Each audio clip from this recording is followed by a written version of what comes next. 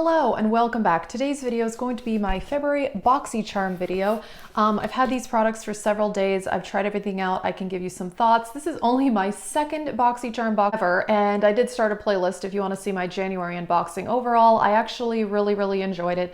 The second half of the video, I did just want to give my unsolicited opinion on some of the recent Boxycharm issues because I do think that they are important. I'll talk about that in the second half of the video if you only want to see the products, and let's just get into it. All right, the first thing was the least exciting thing, and that was this Evios Skin Refreshing Hemp Wipes.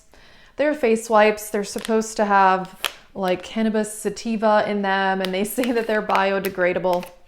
This is kind of whatever. They say the value of this is $10.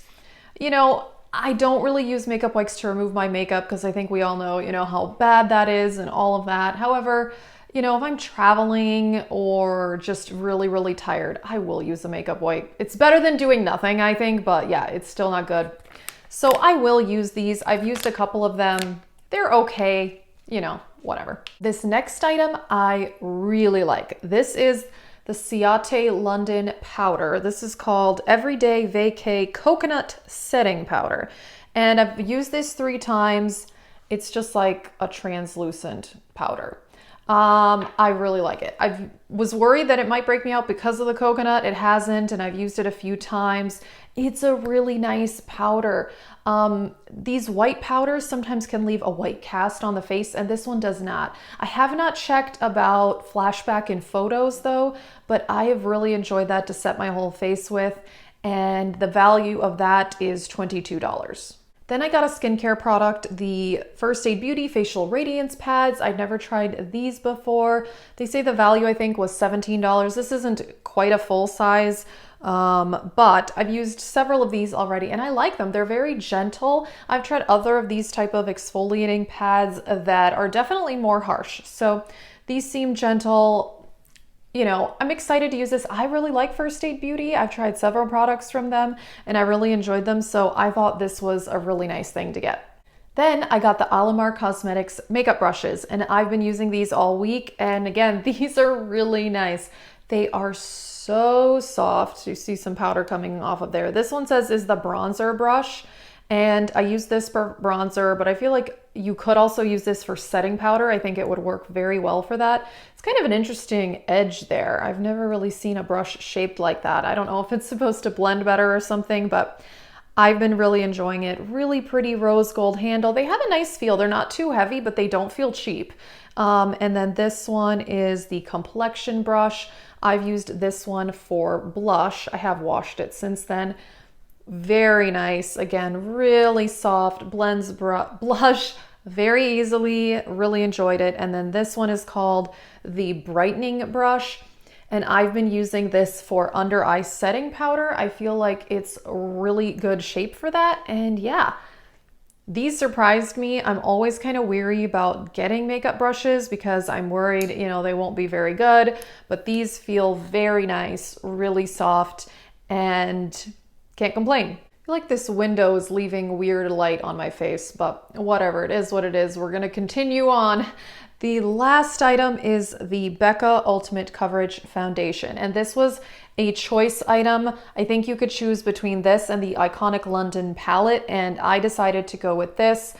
I have a lot of eyeshadow palettes, so I was excited to try something different. But I know some people want more makeup and some people want more skincare. I personally want more makeup, but I'm okay with getting 2 makeup products this month because I've enjoyed all of them. Last month I got more makeup than I did skincare. But anyway, I've used this foundation several times. The color is Sand and it matches me pretty well actually. Right, I decided to move my camera. I've really enjoyed this, but it is very full coverage. You do not need to put very much of this on. I mean, it's in the name, Ultimate Coverage. It has a pump. It's quite nice. It lasts well throughout the day. It's not the best lasting foundation I've ever used, but this is really great. And this retails for $44. So pretty awesome to get this plus all these other things. Honestly, I like everything this month, except the makeup wipes are kind of whatever, but I will use them. So it's really not bad at all. I am really actually impressed with both of the 2 Boxycharms I've gotten. I've really enjoyed everything for the most part. And yeah, pretty awesome to get a $44 foundation. All right, like I said, overall, I am really happy with the 2 Boxycharms I've gotten. I did just want to touch on some of the issues that have been going on lately. There are a lot of YouTube videos about it, and you can also read about it on Reddit. That's where I read a lot about this as well. Basically, what's happened pretty recently, I had never heard of this until the last few weeks, that some products people have found were different than ones sold in store by the same brands. For example, the iconic London palette that some people got this month, it was made in China. And if you buy that palette directly from Iconic London, it was made in Italy, and the ingredients were different as well. Also, there was this whole thing with Storybook Cosmetics that they put a palette in Boxycharm, I think in December, and it was made in China, and the rest of their products are not.